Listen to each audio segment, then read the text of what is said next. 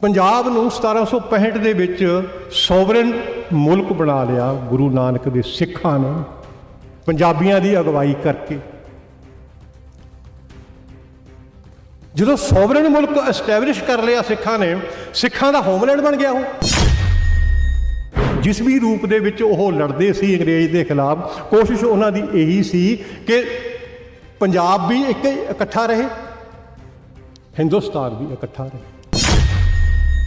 Indian national Congress पहला resist करती रही कि पार्टीशन नहीं होने देनी, पर अल्टीमेटली वो भी हथ खड़े कर गई कि ओके अगर मुसलमान चाहते हैं तो इंडिया पार्टीशन मतलब वंड दिता जाए हिंदुस्तान।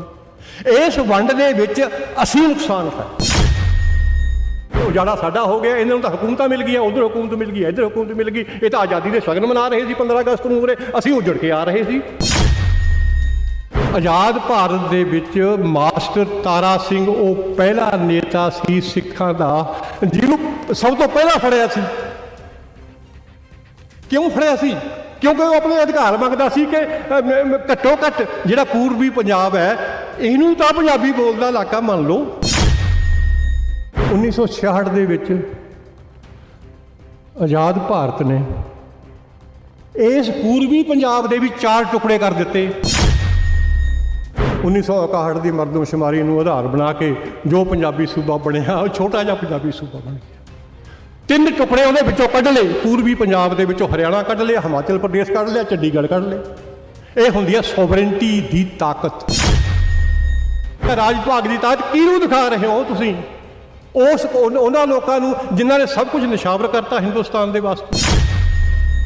कोई ऐसी स्टेट है इंडियन यूनीयन दे विच जिहदी राजधानी नहीं हैगी? एक पंजाब है जिहदी राजधानी नहीं हैगी, जिहदे कोल कोई भी राजधानी नहीं हैगी। ना 47 लाहौर खोलिया, 1966 चंडीगढ़ खोलिया। पंजाब के दरियावां का पानी पूरे नॉर्दन इंडिया च वंड दिता गया है, लेकिन नॉर्दन इंडिया के किसी दरिया का पानी पंजाब को नहीं दिता गया। सुप्रीम कोर्ट ने भी कहता पानी होवे भावें ना होवे SYL बना दो। जिहड़ी फ्रीडम स्ट्रगल है कहण नूं तुसीं आपो अपने विचारां दे अनुसार कितों भी शुरू कर लो, पर इंडिया दे विच नॉर्दन इंडिया दे विच पंजाब दे विच ये गुरु नानक देव जी तो ही शुरू हुई है। गुरु नानक देव जी की सिक्ख्या का एपी सेंटर पहला सेंटर पंजाब सी, और गुरु नानक दे सिख कॉन्सनट्रेट कर गए पंजाब दे विच। गुरु नानक साहब ने चैलेंज किया बाबर नूं। बाबर दे एस्टैबलिश होए मुगल साम्राज ने जुल्म भी बथेरे किए गुरु नानक देव जी दे सिखां ते उन्हां दे उत्तराधिकारियां ते। अल्टीमेटली 1710 दे विच जे मुगल साम्राज नूं पंजाब दे विच खत्म किया, वो भी गुरु नानक देव जी दे सिंघां ने ही किया, सिखां ने ही किया। बंदा सिंह बहादुर ने 1710 ਦੇ ਵਿੱਚ ਇਸ ਤੋਂ ਵੱਡਾ ਹੋਰ ਰੈਵੋਲੂਸ਼ਨ ਕਿਸੇ ਕੰਟਰੀ ਦੀ ਇੰਡੀਪੈਂਡੈਂਸ ਲਈ ਹੋਰ ਕਿਹੜਾ ਹੋ ਸਕਦਾ ਹੈ? ਔਰ ਇਹ ਕੰਟੀਨਿਊ ਰਿਹਾ, ਭਾਵੇਂ ਉਹ ਕ੍ਰਸ਼ ਹੋ ਗਿਆ। ਫਿਰ 1765 ਦੇ ਵਿੱਚ ਫਿਰ ਅਫਗਾनिस्तान मुगल साम्राज ਨੂੰ ਖਤਮ ਕਰਤਾ, ਫਿਰ ਅਫਗਾਨੀ ਸਾਮਰਾਜ ਕਾਇਮ ਹੋ ਗਿਆ। ਅਫਗਾਨੀ ਸਾਮਰਾਜ ਨੂੰ ਵੀ ਖਤਮ ਕੀਤਾ ਖਾਲਸੇ ਨੇ 1765 ਵਿੱਚ। 1765 ਤੋਂ ਬਾਅਦ 1849 ਵਿੱਚ ਖਾਲਸਾ ਰਾਜ ਚੱਲਦਾ ਰਿਹਾ। ਇਹ ਗੱਲਾਂ ਕਹਿਣ ਦਾ ਮਤਲਬ ਹੈ ਗੁਰੂ ਨਾਨਕ ਦਾ ਜਿਹੜਾ ਪ੍ਰਚਾਰ ਸੀ ਤੇ ਉਹਨਾਂ ਦਾ ਜਿਹੜਾ ਸਿੱਖ ਸੀ ਉਹਦੀ ਕੰਸੈਂਟਰੇਸ਼ਨ ਪੰਜਾਬ 'ਚ ਹੋ ਗਈ। ਪੰਜਾਬ ਨੂੰ 1765 ਦੇ ਵਿੱਚ ਸੋਵਰਨ ਮੁਲਕ ਬਣਾ ਲਿਆ ਗੁਰੂ ਨਾਨਕ ਦੇ ਸਿੱਖਾਂ ਨੇ ਪੰਜਾਬੀਆਂ ਦੀ ਅਗਵਾਈ ਕਰਕੇ। ਜਦੋਂ ਸੋਵਰਨ ਮੁਲਕ ਐਸਟੈਬਲਿਸ਼ ਕਰ ਲਿਆ ਸਿੱਖਾਂ ਨੇ, ਸਿੱਖਾਂ ਦਾ ਹੋਮਲੈਂਡ ਬਣ ਗਿਆ ਉਹ। ਸਿੱਖਾਂ ਦਾ ਹੋਮਲੈਂਡ, ਧਰਮ ਵੀ ਇੱਥੇ ਪੈਦਾ ਹੋਇਆ, ਸਿੱਖ ਵੀ ਇੱਥੇ ਪੈਦਾ ਹੋਏ, ਗੁਰੂ ਵੀ ਇੱਥੇ ਪੈਦਾ ਹੋਏ, ਹੋਮਲੈਂਡ ਬਣ ਗਿਆ ਇੱਕ। ਕਿਉਂਕਿ ਸੋਵਰੈਂਟੀ ਹਾਸਲ ਕਰ ਲਈ, ਉਹਨਾਂ ਦਾ ਕੰਟਰੀ ਬਣ ਗਿਆ। ਮਤਲਬ ਸਿੱਖ ਦੇ ਜਜ਼ਬਾਤ ਪੰਜਾਬ ਦੇ ਨਾਲ ਇੰਨੀ ਪੱਕੀ ਤਰ੍ਹਾਂ ਜੁੜ ਗਏ ਕਿ ਪੰਜਾਬ ਤੇ ਸਿੱਖ ਅਲੱਗ-ਅਲੱਗ ਨਹੀਂ ਸੀ ਹੋ ਸਕਦੇ। लेकिन अनफॉर्चुनेटली पंजाब 1849 ਦੇ ਵਿੱਚ ਗੁਲਾਮ ਹੋ ਗਿਆ। ਓਕੇ, ਜਿੱਤਾਂ ਹਾਰਾਂ ਹੁੰਦੀਆਂ ਨੇ, ਸਿੱਖ ਵੀ ਜਿੱਤਦੇ ਰਹੇ ਸੀ, ਉਹਨਾਂ ਨੇ ਰਾਜ ਐਸਟੈਬਲਿਸ਼ ਕਰ ਲਿਆ। ਅੰਗਰੇਜ਼ਾਂ ਦੇ ਨਾਲ ਲੜੀਆਂ ਗਏ ਲੜਾਈਆਂ ਦੇ ਵਿੱਚ ਸਿੱਖ ਹਾਰ ਗਏ, ਰਾਜ ਜਾਂਦਾ ਰਿਹਾ। ਸਟਰਗਲ ਚੱਲ ਪਈ। ਫਿਰ ਸਿੱਖਾਂ ਨੇ ਫਿਰ ਵੀ ਕੋਸ਼ਿਸ਼ ਕੀਤੀ, ਜਿਸ ਵੀ ਰੂਪ ਦੇ ਵਿੱਚ ਉਹ ਲੜਦੇ ਸੀ ਅੰਗਰੇਜ਼ ਦੇ ਖਿਲਾਫ, ਕੋਸ਼ਿਸ਼ ਉਹਨਾਂ ਦੀ ਇਹੀ ਸੀ ਕਿ ਪੰਜਾਬ ਵੀ ਇੱਕ ਇਕੱਠਾ ਰਹੇ, ਹਿੰਦੁਸਤਾਨ ਵੀ ਇਕੱਠਾ ਰਹੇ। ਕਿਉਂਕਿ ਆਬਾਦੀ ਦੇ ਤੌਰ ਤੇ ਸਿੱਖ ਬਹੁਤ ਹੀ ਥੋੜੀ ਗਿਣਤੀ ਵਾਲੀ ਕੌਮ ਸੀ। ਵੋਟਿੰਗ ਸਟਰੈਂਥ ਹੈ ਨਹੀਂ ਸੀ, ਕਿਸੇ ਥਾਂ ਤੇ ਮੈਜੋਰਟੀ ਨਹੀਂ ਸੀ ਹੋ ਸਕਦੀ। ਇਸ ਕਰਕੇ ਸਿੱਖ ਲੀਡਰਸ਼ਿਪ ਨੇ ਇਹੀ ਸੋਚਿਆ ਸੀ ਕਿ ਪੰਜਾਬ ਵੀ ਇਕੱਠਾ ਰਹੇ, ਹਿੰਦੁਸਤਾਨ ਵੀ ਇਕੱਠਾ ਰਹੇ। ਇਸ ਇਕੱਠਾ ਰੱਖਣ ਦੇ ਵਿੱਚ ਕੋਈ ਪਾਰਟੀ ਕੋਈ ਐਸਾ ਫਾਰਮੂਲਾ ਇਵੋਲਵ ਕਰ ਹੀ ਨਹੀਂ ਸਕੀ। ਸਿੱਖ ਹੈਲਪਲੈਸ ਹੋ ਗਏ। ਮੁਸਲਿਮ ਲੀਗ ਦੀ ਅੜੀ ਸੀ, ਇਸ ਦਾ ਮੁਸਲਿਮ ਕੰਟਰੀ ਲੈਣਾ, ਵੱਖਰੀ ਕੌਮ ਆ, ਵੱਖਰੀ ਕੌਮ ਤਾਂ ਸਿੱਖ ਵੀ ਤੇ ਦੇਖ ਸਿੱਖ ਅੜੇ ਨਹੀਂ। ਇੰਡੀਅਨ ਨੈਸ਼ਨਲ ਕਾਂਗਰਸ ਪਹਿਲਾਂ ਰਜਿਸਟ ਕਰਦੀ ਰਹੀ ਕਿ ਪਾਰਟੀਸ਼ਨ ਨਹੀਂ ਹੋਣ ਦੇਣੀ, ਪਰ ਅਲਟੀਮੇਟਲੀ ਉਹ ਵੀ ਹੱਥ ਖੜੇ ਕਰ ਗਈ ਕਿ ਓਕੇ, ਅਗਰ ਮੁਸਲਮਾਨ ਚਾਹੁੰਦੇ ਨੇ ਤਾਂ ਇੰਡੀਆ ਨੂੰ ਪਾਰਟੀਸ਼ਨ ਮਤਲਬ ਵੰਡ ਦਿੱਤਾ ਜਾਵੇ ਹਿੰਦੁਸਤਾਨ ਨੂੰ। ਇਸ ਵੰਡ ਦੇ ਵਿੱਚ ਅਸੀਂ ਨੁਕਸਾਨ ਉਠਾਇਆ, ਗੁਰੂ ਨਾਨਕ ਦੇ ਉਹਨਾਂ ਸਿੱਖਾਂ ਨੇ ਨੁਕਸਾਨ ਉਠਾਇਆ ਇਸ ਪਾਰਟੀਸ਼ਨ ਦੇ ਵਿੱਚ, ਜਿਨ੍ਹਾਂ ਦੇ ਜਜ਼ਬਾਤ ਪੰਜਾਬ ਨਾਲ ਜੁੜੇ ਹੋਏ ਸੀ। ਮੈਂ ਇਹ ਕੱਲ ਵੀ ਕਹੀ ਸੀ, ਆਪਣੇ ਲੇਖ ਵਿੱਚ ਵੀ ਕਹੀ ਹੈ ਗੱਲ, ਜਦੋਂ ਤੱਕ ਪੰਜਾਬ ਇਕੱਠਾ ਸੀ ਭਾਵੇਂ ਗੁਲਾਮ ਸੀ, ਅੰਗਰੇਜ਼ਾਂ ਦਾ ਗੁਲਾਮ ਸੀ ਭਾਵੇਂ, ਸਿੱਖਾਂ ਨੂੰ ਆਪਣੇ ਖੋਏ ਹੋਏ ਰਾਜ ਦਾ ਕੋਈ ਦਰੇਗ ਨਹੀਂ ਸੀ। ਉਹ ਪੰਜਾਬ ਵੱਲ ਦੇਖਦੇ ਸੀ, ਸਾਡਾ ਪੰਜਾਬ ਕਾਇਮ ਹੈ, ਸਾਡਾ ਹੋਮਲੈਂਡ ਕਾਇਮ ਹੈ। ਪੰਜਾਬ ਹੋਮਲੈਂਡ ਸੀ ਸਿੱਖਾਂ ਦਾ, ਹੋਰ ਕਿਸੇ ਕੌਮ ਦਾ ਹੋਮਲੈਂਡ ਨਹੀਂ ਸੀ ਉਹ। ਇਹ ਫਰਕ ਸਮਝ ਲੈਣਾ ਚਾਹੀਦਾ। ਜਿਹੜਾ ਮੇਰਾ ਟਾਈਟਲ ਦਾ ਮੇਰਾ ਉਹ ਹੈ ਨਾ, ਮਤਲਬ ਟਾਈਟਲ ਹੈ ਮੇਰੇ ਲੇਖ ਦਾ, ਇਤਿਹਾਸ ਅਤੇ ਇਤਿਹਾਸ ਦਾ ਸਿੱਖ ਸੰਕਲਪ। ਪੰਜਾਬ ਸਿੱਖਾਂ ਦਾ ਹੋਮਲੈਂਡ ਸੀ, ਸਿੱਖ ਇੱਥੇ ਪੈਦਾ ਹੋਏ ਸੀ, ਸਿੱਖ ਗੁਰੂ ਸਾਹਿਬਾਨ ਇੱਥੇ ਪੈਦਾ ਹੋਏ ਸੀ। ਜਾਂ ਜਿਹੜੇ ਗੁਰੂ ਗੋਬਿੰਦ ਸਿੰਘ ਜੀ ਪਟਨਾ ਸਾਹਿਬ, ਚਲੋ ਉਹ ਤਾਂ ਇੱਕ ਇਨਸੀਡੈਂਟਲੀ ਉਹ ਸੀ, ਤੇ ਅਲਟੀਮੇਟਲੀ ਉਹਨਾਂ ਦੀ ਕੰਸੈਂਟਰੇਸ਼ਨ ਸਾਰੀ ਪੰਜਾਬ ਦੇ ਵਿੱਚ ਹੋਈ ਸੀ। ਮਤਲਬ ਸਿੱਖਾਂ ਨੂੰ ਇਤਨਾ ਕੁ ਢਾਰਸ ਸੀ ਕਿ ਜਿਹੜਾ ਪੰਜਾਬ ਅਸੀਂ ਕਾਇਮ ਕੀਤਾ ਸੀ ਉਹ ਸਾਡੇ ਸਾਹਮਣੇ ਹੈ। ਉਹ ਵੱਖਰੀ ਗੱਲ ਹੈ ਕਿ ਅਸੀਂ ਇੱਥੋਂ ਹਾਰ ਗਏ, ਸਾਡਾ ਰਾਜ ਭਾਗ ਖਤਮ ਹੋ ਗਿਆ, ਲੇਕਿਨ 1947 ਦੇ ਵਿੱਚ ਤਾਂ ਉਹ ਹੋਮਲੈਂਡ ਹੀ ਖਤਮ ਹੋ ਗਿਆ, ਉਹਦੀ ਵੰਡ ਹੋ ਗਈ। ਕਿਸੇ ਨੇ ਸੁਣੀ ਨਹੀਂ ਸਿੱਖਾਂ ਦੀ ਗੱਲ। ਸਿੱਖਾਂ ਨੇ ਬਿਲਕੁਲ ਨਹੀਂ ਕਿਹਾ ਕਿ ਪੰਜਾਬ ਦੀ ਪਾਰਟੀਸ਼ਨ ਕਰ ਦਿੱਤੀ ਜਾਵੇ ਪਹਿਲਾਂ। ਅਲਟੀਮੇਟਲੀ ਅਖੀਰ ਨੂੰ ਹਾਰ ਕੇ ਕਿਹਾ, ਫਿਰ ਜਦੋਂ ਹੋਰ ਕੋਈ ਚਾਰਾ ਹੀ ਨਾ ਰਿਹਾ, ਕੋਸ਼ਿਸ਼ ਕੀਤੀ ਕਿ ਹਿੰਦੁਸਤਾਨ ਵੀ ਇੱਕ ਰਹੇ। ਨਾ ਇੰਡੀਅਨ ਨੈਸ਼ਨਲ ਕਾਂਗਰਸ ਨੇ ਇਤਨੀ ਕੋਸ਼ਿਸ਼ ਕੀਤੀ ਕਿ ਹਿੰਦੁਸਤਾਨ ਨੂੰ ਅਸੀਂ ਇੱਕੋ ਹੀ ਰੱਖਣਾ। ਮਹਾਤਮਾ ਗਾਂਧੀ ਬਥੇਰਾ ਕਹਿੰਦਾ ਰਿਹਾ, ਲੇਕਿਨ ਅਲਟੀਮੇਟਲੀ ਉਹ ਵੀ ਹੱਥ ਖੜੇ ਕਰ ਗਿਆ। ਮੁਸਲਿਮ ਲੀਗ ਨੇ ਤਾਂ ਕਿਹਾ ਹੀ ਨਹੀਂ ਹਿੰਦੁਸਤਾਨ ਇੱਕ ਰਹਿਣਾ, ਉਹ ਤਾਂ ਕਹਿੰਦੇ ਅਸੀਂ ਵੱਖਰੀ ਕੌਮ ਆ। ਸਿੱਖਾਂ ਨੇ ਵੱਖਰੀ ਕੌਮ ਹੋਣ ਦੇ ਬਾਵਜੂਦ ਵੀ ਇਹ ਅੜੀ ਨਹੀਂ ਕੀਤੀ ਕਿ ਅਸੀਂ ਵੱਖਰੀ ਕੌਮ ਆ, ਸਾਡਾ ਰਾਜ ਭਾਗ ਅਲੱਗ ਹੋਣਾ ਚਾਹੀਦਾ। ਉਹ ਇਹੀ ਗੱਲ ਕਰਦੇ ਸੀ, ਹਿੰਦੁਸਤਾਨ ਇੱਕ ਹੋਣਾ ਚਾਹੀਦਾ, ਕਿਉਂਕਿ ਸਿੱਖਾਂ ਨੂੰ ਇੱਕ ਦੇਸ਼ ਦੇ ਵਿੱਚ ਰਹਿ ਕੇ ਹੀ ਫਾਇਦਾ ਸੀ ਤੇ ਦੇਸ਼ ਦਾ ਵੀ ਫਾਇਦਾ ਸੀ। ਪਰ ਸਿੱਖ ਇਸ ਪਾਰਟੀਸ਼ਨ ਦੇ ਵਿੱਚ ਹੋਰ ਕਿਸੇ ਦਾ ਕੋਈ ਨੁਕਸਾਨ ਨਹੀਂ ਹੋਇਆ, ਨਾ ਇੰਡੀਅਨ ਨੈਸ਼ਨਲ ਕਾਂਗਰਸ ਦੀ ਫੋਲੋਇੰਗ ਦਾ, ਨਾ ਮੁਸਲਿਮ ਲੀਗ ਦੀ ਫੋਲੋਇੰਗ ਦਾ। ਜੇ ਨੁਕਸਾਨ ਹੋਇਆ ਤਾਂ ਸਿੱਖਾਂ ਦਾ ਨੁਕਸਾਨ ਹੋਇਆ, ਕਿਉਂਕਿ ਉਹਨਾਂ ਦਾ ਹੋਮਲੈਂਡ ਕੱਟਿਆ ਗਿਆ ਵਿਚਾਲੋਂ, ਹੋਮਲੈਂਡ ਦਾ ਕਨਸੈਪਟ ਖਤਮ ਹੋ ਗਿਆ। ਓਕੇ, ਚਲੋ ਜੋ ਹੋਣੀ ਵਰਤਦੀ ਹੁੰਦੀ ਹੈ ਉਹ ਵਰਤੇ ਜਾਂਦੀ ਹੈ, ਤੇ 47 'ਚ ਵੰਡ ਹੋ ਗਈ। ਅਸੀਂ ਉੱਜੜ ਕੇ ਆਏ ਸੀ ਉਧਰੋਂ, ਅੰਡਰ ਕੰਪਲਸ਼ਨ ਕੁੱਟ ਕੇ ਕੱਢੇ ਹੋਏ ਸੀ ਉਧਰੋਂ। ਜਿੰਨੇ ਵੀ ਉਧਰੋਂ ਆਏ ਨੇ ਨਾ ਪਾਕਿਸਤਾਨ 'ਚੋਂ, ਉਹ ਕੁੱਟ ਕੇ ਕੱਢੇ ਹੋਏ ਨੇ। ਸ਼ੁਰੂਆਤ ਉਧਰੋਂ ਹੋਈ ਸੀ, ਹਾਂ, ਮਗਰੋਂ ਇੱਧਰੋਂ ਵੀ ਕੁੱਟ ਕੇ ਕੱਢਣ ਲੱਗ ਗਏ। ਪੂਰਬੀ ਪੰਜਾਬ ਛੋਟਾ ਹਿੱਸਾ, ਉਧਰ 62% ਰਿਹਾ, ਇੱਧਰ 38% ਆਇਆ ਪੂਰਬੀ ਭਾਰਤ ਨੂੰ। ਓਕੇ ਜੀ, ਜੋ ਪ੍ਰਮਾਤਮਾ ਦੀ ਰਜ਼ਾ ਹੈ ਉਹ ਵੀ ਐਕਸੈਪਟ ਕਰ ਲਿਆ। ਹਾਰਿਆ ਹੋਇਆ ਬੰਦਾ ਕੀ ਕਰੇਗਾ? ਹਾਰਿਆ ਹੋਇਆ ਬੰਦਾ ਕੀ ਕਰੇਗਾ? ਸਿਵਾਏ ਸਬਰ ਕਰਨ ਤੋਂ ਕੋਈ ਹਾਰੇ ਹੋਏ ਬੰਦੇ ਕੋਲੇ ਕੋਈ ਹੋਰ ਆਲਟਰਨੇਟਿਵ ਹੈ? ਲੇਕਿਨ ਪੂਰਬੀ ਭਾਰਤ, ਪੂਰਬੀ ਪੰਜਾਬ ਦੇ ਨਾਲ ਕੀ ਹੋਇਆ? ਇਹ ਮੈਂ ਗੱਲਾਂ ਇੱਥੇ ਇਸ ਕਰਕੇ ਕਰ ਰਿਹਾ ਕਿ ਇੱਕ ਪਲੇਟਫਾਰਮ ਹੈ ਇਹ ਗੱਲਾਂ ਕਰਨ ਦਾ। ਮਤਲਬ ਇਸ ਪਲੇਟਫਾਰਮ ਤੇ ਇਹ ਗੱਲਾਂ, ਕਿਉਂਕਿ ਦਿੱਲੀ ਦੇ ਵਿੱਚ ਕਿਸੇ ਪਲੇਟਫਾਰਮ ਤੋਂ ਇਹ ਗੱਲਾਂ ਕੋਈ ਨਹੀਂ ਸੁਣਾ ਰਿਹਾ, ਨਾ ਸੁਣਾਈਆਂ ਨੇ ਨਾ ਸੁਣਾਏਗਾ ਕੋਈ। ਮੈਨੂੰ ਉਮੀਦ ਨਹੀਂ ਕਿ ਕੋਈ ਸੁਣਾਏਗਾ। ਮੈਂ ਇਹ ਸੋਚ ਕੇ ਆਇਆ ਸੀ ਮੈਂ ਦਿੱਲੀ ਦੇ ਪਲੇਟਫਾਰਮ ਤੋਂ ਇਹ ਗੱਲਾਂ ਕਨਵੇ ਕਰਨੀਆਂ ਨੇ ਆਪਣੀ ਆਡੀਅנס ਨੂੰ, ਲੇਕਿਨ ਸੁੱਖ ਨਾਲ ਆਡੀਅנס ਜਦੋਂ ਮੈਂ ਇਹ ਕਨਵੇ ਕਰਨੀਆਂ ਸੀ ਗੱਲਾਂ, ਆਡੀਅנס ਹੀ ਬਹੁਤ ਥੋੜੀ ਰਹਿ ਗਈ। ਪੂਰਬੀ ਭਾਰਤ ਨੂੰ ਜੋ ਪੂਰਬੀ ਪੰਜਾਬ ਜਿਸ ਵੀ ਰੂਪ 'ਚ ਪੈਦਾ ਹੋ ਮਤਲਬ ਮੈਂ ਉਹਨੂੰ ਮਿਲਿਆ 1966 ਦੇ ਵਿੱਚ ਆਜ਼ਾਦ ਭਾਰਤ ਨੇ ਇਸ ਪੂਰਬੀ ਪੰਜਾਬ ਦੇ ਵੀ 4 ਟੁਕੜੇ ਕਰ ਦਿੱਤੇ।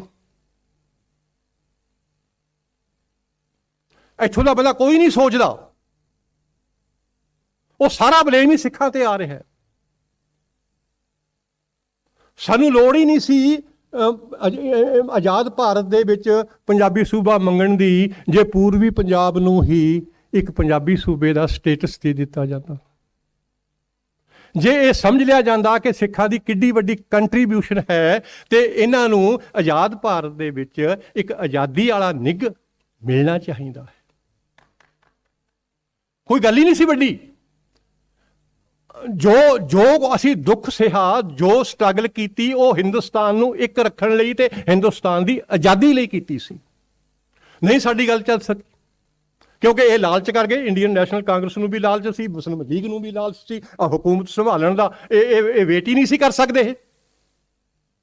ਇਹਨਾਂ ਨੇ ਮਤਲਬ ਮੰਨ ਲਈ ਵੰਡ, ਸਾਨੂੰ ਵੀ ਮੰਨਣੀ ਪੈਗੀ। ਅਸੀਂ ਉਜਾੜਾ ਸਾਡਾ ਹੋ ਗਿਆ, ਇਹਨਾਂ ਨੂੰ ਤਾਂ ਹੁਕੂਮਤਾਂ ਮਿਲ ਗਈਆਂ, ਉਧਰ ਹੁਕੂਮਤ ਮਿਲ ਗਈ, ਇੱਧਰ ਹੁਕੂਮਤ ਮਿਲ ਗਈ। ਇਹ ਤਾਂ ਆਜ਼ਾਦੀ ਦੇ ਸ਼ਗਨ ਮਨਾ ਰਹੇ ਸੀ 15 ਅਗਸਤ ਨੂੰ ਉਰੇ, ਅਸੀਂ ਉਜੜ ਕੇ ਆ ਰਹੇ ਸੀ, ਉੱਥੋਂ ਭੁੱਖੇ ਮਰਦੇ ਆ ਰਹੇ ਸੀ, ਕੈਂਪ ਲੱਗੇ ਹੋਏ ਸੀ। ਮਹਾਰਾਜਾ ਪਟਿਆਲਾ ਦੀ ਗੱਲ ਕੀਤੀ ਹੈ, ਜੇ ਮਹਾਰਾਜੇ ਸਾਨੂੰ ਇਹ ਨਾ ਸੰਭਾਲਦੇ ਸਿੱਖ ਮਤਲਬ ਰਿਫਿਊਜੀਆਂ ਨੂੰ, ਬੁਰਾ ਹਾਲ ਤੇ ਬਾਂਕੇ ਦਿਹਾੜੇ ਸੀ। ਕੋਈ ਕਦਰ ਨਹੀਂ ਜਾਣੀ। ਆਜ਼ਾਦ ਭਾਰਤ ਦੇ ਵਿੱਚ ਮਾਸਟਰ ਤਾਰਾ ਸਿੰਘ ਉਹ ਪਹਿਲਾ ਨੇਤਾ ਸੀ ਸਿੱਖਾਂ ਦਾ ਜਿਹਨੂੰ ਸਭ ਤੋਂ ਪਹਿਲਾਂ ਫੜਿਆ ਸੀ। ਕਿਉਂ ਫੜਿਆ ਸੀ? ਕਿਉਂਕਿ ਉਹ ਆਪਣੇ ਅਧਿਕਾਰ ਮੰਗਦਾ ਸੀ ਕਿ ਘੱਟੋ ਘੱਟ ਜਿਹੜਾ ਪੂਰਬੀ ਪੰਜਾਬ ਹੈ ਇਹਨੂੰ ਤਾਂ ਪੰਜਾਬੀ ਬੋਲਦਾ ਇਲਾਕਾ ਮੰਨ ਲਓ, ਸਰਕਾਰੀ ਲੈਂਗੁਏਜ ਪੰਜਾਬੀ ਕਰ ਦਿਓ। ਇਹ ਤਾਂ ਕੋਈ ਬਾਹਲੀ ਵੱਡੀ ਗੱਲ ਨਹੀਂ ਸੀ, ਕੋਈ ਪੰਜਾਬੀ ਸੂਬੇ ਦੀ ਮੰਗ ਨਹੀਂ ਸੀ ਕੀਤੀ ਮਾਸਟਰ ਤਾਰਾ ਸਿੰਘ ਨੇ ਪਹਿਲਾਂ।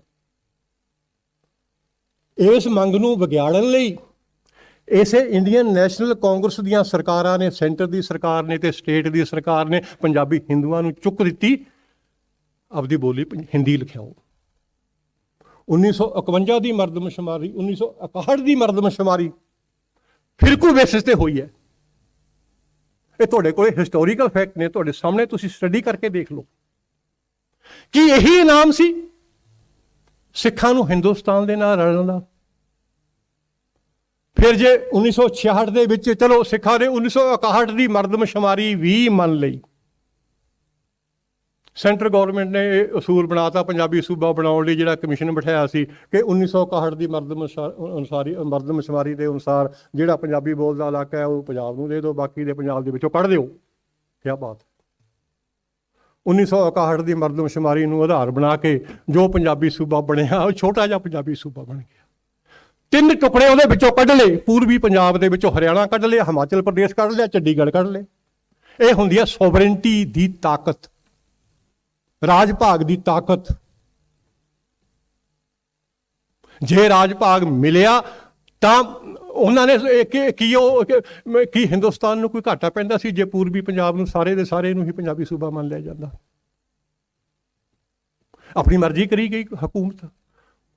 ਜਿਸ ਪੰਜਾਬ ਦੇ ਕੋਲੇ ਸਦੀਆਂ ਤੋਂ ਇੱਕ ਹਿਸਟੋਰੀਕਲ, ਇੰਨੀ ਰਿਚ ਹਿਸਟੋਰੀਕਲ ਬੈਕਗਰਾਊਂਡ ਵਾਲੀ ਰਾਜਧਾਨੀ ਲਾਹੌਰ ਚੱਲਦਾ ਆ ਰਿਹਾ ਸੀ, ਉਹਨੂੰ ਤਾਂ ਪਾਕਿਸਤਾਨ ਨੇ ਖੋਲਿਆ। ਜੇ ਮਗਰੋਂ ਰਾਜਧਾਨੀ ਨਵੀਂ ਬਣਾਈ, ਕਹਿੰਦੇ ਜੀ ਤਾਂ ਐਡਾ ਵੱਡਾ ਸਟੇਟ ਹੈ, ਇਹ ਇੰਨਾ ਵੱਡਾ ਸ਼ਹਿਰ ਹੈ, ਇਹਨੂੰ ਪੰਜਾਬੀ ਸੂਬੇ 'ਚ ਨਾ ਦਿਓ, ਇਹ ਤਾਂ ਹਿੰਦੂ ਬਾਹਲੇ ਨੇ। ਜੇ ਇਹ ਪੰਜਾਬੀ ਸੂਬੇ 'ਚ ਰਲਾਤਾ ਤੇ ਇਹ ਤਾਂ ਔਖੇ ਹੋ ਜਾਣਗੇ। ਚੰਡੀਗੜ੍ਹ ਵੀ ਖੋਲਿਆ। ਇੰਡੀਅਨ ਯੂਨੀਅਨ ਦੇ ਵਿੱਚ ਕੋਈ ਐਸੀ ਸਟੇਟ ਹੈ ਜਿਹਦੀ ਰਾਜਧਾਨੀ ਨਾ ਹੋਵੇ? ਅੱਜ ਕੋਈ ਐਸੀ ਸਟੇਟ ਹੈ ਇੰਡੀਅਨ ਯੂਨੀਅਨ ਦੇ ਵਿੱਚ ਜਿਹਦੀ ਰਾਜਧਾਨੀ ਨਹੀਂ ਹੈਗੀ? ਇੱਕ ਪੰਜਾਬ ਹੈ ਜਿਹਦੀ ਰਾਜਧਾਨੀ ਨਹੀਂ ਹੈਗੀ, ਜਿਹਦੇ ਕੋਲ ਕੋਈ ਵੀ ਰਾਜਧਾਨੀ ਨਹੀਂ ਹੈਗੀ। ਨਾ 47 'ਚ ਲਾਹੌਰ ਖੋਲਿਆ, 1966 'ਚ ਚੰਡੀਗੜ੍ਹ ਖੋਲਿਆ। ਉਦੋਂ ਤੋਂ ਇਹ ਮੰਗਵੀਂ ਸ਼ਹਿਰ 'ਚ ਬੈਠਾ। ਇਹ ਰਾਜ ਭਾਗ ਦੀ ਤਾਕਤ ਹੁੰਦੀ ਹੈ। ਰਾਜ ਭਾਗ ਦੀ ਤਾਕਤ ਕਿਹਨੂੰ ਦਿਖਾ ਰਹੇ ਹੋ ਤੁਸੀਂ? ਉਹਨਾਂ ਲੋਕਾਂ ਨੂੰ ਜਿਨ੍ਹਾਂ ਨੇ ਸਭ ਕੁਝ ਨਿਸ਼ਾਵਰ ਕਰਤਾ ਹਿੰਦੁਸਤਾਨ ਦੇ ਵਾਸਤੇ। ਫਿਰ ਜਿਹੜਾ ਛੋਟਾ ਜਿਹਾ ਪੰਜਾਬੀ ਸੂਬਾ ਸਾਡੇ ਹੱਥ 'ਚ ਆਇਆ ਵੀ, ਉਹਦੀਆਂ ਵੰਡੀਆਂ ਪਾ ਲਈਆਂ, ਉਹਦੇ ਜਿਹੜੇ ਉਹਦੇ ਰਿਸੋਰਸਿਸ ਸਨ, ਵੰਡੀਆਂ ਪਾ ਲਈਆਂ, ਉਹਦੀਆਂ ਲੁੱਟ ਪਏਗੀ। ਓਕੇ, ਪੰਜਾਬ ਹੈ, ਪੰਜਾਬ ਮਿਲ ਗਿਆ ਆਪਾਂ ਨੂੰ, ਲੈ ਜਾਓ ਸਾਰਾ ਕੁਝ ਕੱਢ ਕੇ ਪਾਣੀ ਇੱਥੋਂ। ਪੰਜਾਬ ਦੇ ਦਰਿਆਵਾਂ ਦਾ ਸਾਰਾ ਪਾਣੀ ਨਾਰਦਰਨ ਇੰਡੀਆ ਦੇ ਵਿੱਚ ਵੰਡ ਦਿੱਤਾ ਗਿਆ। ਇੱਥੇ ਕਿਸੇ ਨੂੰ ਨਹੀਂ ਪਤਾ ਹੈਗਾ ਇਹ ਗੱਲ ਦਾ। ਪੰਜਾਬ ਦੇ ਦਰਿਆਵਾਂ ਦਾ, ਜੀ 1 ਮਿੰਟ ਮੈਨੂੰ ਗੱਲ ਕਰ ਲੈਣ ਦਿਓ। ਪੰਜਾਬ ਦੇ ਦਰਿਆਵਾਂ ਦਾ ਪਾਣੀ ਪੂਰੇ ਨਾਰਦਰਨ ਇੰਡੀਆ 'ਚ ਵੰਡ ਦਿੱਤਾ ਗਿਆ, ਲੇਕਿਨ ਨਾਰਦਰਨ ਇੰਡੀਆ ਦੇ ਕਿਸੇ ਦਰਿਆ ਦਾ ਪਾਣੀ ਪੰਜਾਬ ਨੂੰ ਨਹੀਂ ਦਿੱਤਾ ਗਿਆ। ਹਰ ਤੀਏ ਦਿਨ ਇੱਥੇ ਬਿਆਨ ਆ ਜਾਂਦਾ, ਸੁਪਰੀਮ ਕੋਰਟ ਦੇ ਵਿੱਚ ਵੀ ਪੰਜਾਬ ਹਾਰ ਚੁੱਕਿਆ। ਸੁਪਰੀਮ ਕੋਰਟ ਨੇ ਵੀ ਕਹਿੰਦਾ ਪਾਣੀ ਹੋਵੇ ਭਾਵੇਂ ਨਾ ਹੋਵੇ SYL ਬਣਾ ਦਿਓ, ਪਾਣੀ ਹੋਵੇ ਭਾਵੇਂ ਨਾ ਹੋਵੇ SYL ਬਣਾ ਦਿਓ। ਸੁਪਰੀਮ ਕੋਰਟ ਦਾ ਵੀ ਫੈਸਲਾ ਆਇਆ ਹੋਇਆ ਹੈ। ਸਾਡੇ ਦਰਿਆਵਾਂ ਦਾ ਪਾਣੀ 70% ਨਾਰਦਰਨ ਇੰਡੀਆ 'ਚ ਜਾ ਰਿਹਾ ਹੈ। ਨਾਰਦਰਨ ਇੰਡੀਆ ਦੇ ਕਿਸੇ ਦਰਿਆ ਦੀ ਇੱਕ ਬੂੰਦ ਵੀ ਪੰਜਾਬ 'ਚ ਨਹੀਂ ਜਾ ਰਹੀ। ਜੇ ਤੁਹਾਡਾ ਪੰਜਾਬ ਦੇ ਦਰਿਆਵਾਂ ਤੇ ਹੱਕ ਹੈ, ਸਾਡਾ ਹਿੰਦੁਸਤਾਨ ਦੇ ਦਰਿਆਵਾਂ ਤੇ ਹੱਕ ਨਹੀਂ ਹੈਗਾ। ਸਾਡੀ ਸੁਣਦਾ ਕੌਣ ਹੈ? ਮੈਂ ਜਾਣਬੁੱਝ ਕੇ ਇਹ ਗੱਲਾਂ ਫਿਰ ਇੱਥੇ ਸੋਚ ਕੇ ਆਇਆ ਸੀ ਕਿ ਮੈਂ ਦਿੱਲੀ ਦੀ ਸਟੇਜ ਤੋਂ ਗੱਲਾਂ ਕਰਨੀਆਂ ਨੇ, ਤਾਂ ਕਿ ਦਿੱਲੀ ਦੇ ਲੋਕਾਂ ਨੂੰ ਪਤਾ ਲੱਗ ਜੇ ਸਾਡੇ ਨਾਲ ਕੀ ਧੱਕੇ ਹੋ ਰਹੇ ਨੇ। ਰਾਜਸਥਾਨ ਦਾ ਸਾਡੇ ਕੋਲ ਖੋਲੇ ਪਾਣੀ ਵੀ ਖੋਲਿਆ, ਰਹਿੰਦ ਖੂੰਹਦ ਜਿਹੜੀ ਸਾਡੇ ਕੋਲ ਕੋਈ ਬਚੀ ਹੋਈ ਹੈ ਉਹਦੇ ਵੀ ਨਿਗਾਹ ਰੱਖੀ ਹੋਈ ਹੈ। ਸੋ ਇੰਨੀਆਂ ਗੱਲਾਂ ਕਰਨ ਦਾ ਵੈਸੇ, ਕਿਉਂਕਿ ਤੁਸੀਂ ਅੱਕੇ ਹੋਏ ਹੋ, ਮੈਂ ਵੀ ਥੱਕਿਆ ਹੋਇਆ, ਪ੍ਰਿੰਸੀਪਲ ਸਾਹਿਬ ਵੀ ਥੱਕੇ ਹੋਏ ਨੇ, ਸਵੇਰ ਦੇ ਬੈਠੇ ਨੇ। ਅਸੀਂ ਤਾਂ ਬਾਹਰ ਜਾ ਕੇ ਦਮ ਜਾ ਕੇ ਲੈ ਆਉਂਦੇ ਸੀ, ਪ੍ਰਿੰਸੀਪਲ ਸਾਹਿਬ ਵਿਚਾਰੇ ਇੱਥੇ ਹੀ ਬੈਠੇ ਨੇ। ਸੋ ਗੱਲਾਂ ਕਦੇ ਫੇਰ ਕਰਾਂਗੇ। ਸੋਚਿਆ ਸੀ ਪੂਰਾ ਭਰਿਆ ਹੋਇਆ ਹਾਲ ਹੋਊਗਾ ਤੇ ਉੱਥੇ ਮੈਂ ਗੱਲਾਂ ਸੁਣਾਵਾਂਗਾ, ਪਰ ਕਿਉਂਕਿ ਸਮਾਂ ਐਸਾ ਹੁੰਦਾ ਕਿ ਚਲੋ ਮਤਲਬ ਜਿੰਨੇ ਵੀ ਸਰੋਤੇ ਸੁਣਦੇ ਨੇ ਘੱਟੋ ਘੱਟ ਜੇ ਇਹੀ ਸਮਝ ਜਾਣ ਕਿ ਸਾਡੇ ਪੰਜਾਬ ਨੂੰ ਇੰਡੀਆ ਦੇ ਵਿੱਚ ਭਾਈ ਬਸਤੀ ਬਣਾ ਕੇ ਰੱਖਿਆ ਹੋਇਆ ਹੈ। ਅਸੀਂ ਇੰਡੀਅਨ ਯੂਨੀਅਨ ਦੀ ਇੱਕ ਸਟੇਟ ਆ, ਇੱਕ ਸਟੇਟਾਂ ਵਾਂਗ ਹੀ ਰਹਿਣਾ ਚਾਹੁੰਦਾ ਹੈ ਪੰਜਾਬ, ਸਟੇਟਾਂ ਵਾਂਗ ਹੀ ਆਪਣੇ ਅਧਿਕਾਰ ਬਣਨਾ ਚਾਹੁੰਦਾ ਹੈ। ਲੇਕਿਨ ਭਾਰਤ ਦੀਆਂ ਸਰਕਾਰਾਂ ਪੰਜਾਬ ਸਟੇਟ ਨੂੰ ਇੱਕ ਬਸਤੀ ਬਣਾ ਕੇ ਰੱਖਣਾ ਚਾਹੁੰਦੀਆਂ ਨੇ। ਸਾਡੇ ਇਹੀ ਮੁੱਦੇ ਨੇ, ਸਾਡੀ ਇਹੀ ਫਰਿਆਦ ਹੈ। ਵਾਹਿਗੁਰੂ ਜੀ ਕਾ ਖਾਲਸਾ, ਵਾਹਿਗੁਰੂ ਜੀ ਕੀ ਫਤਿਹ।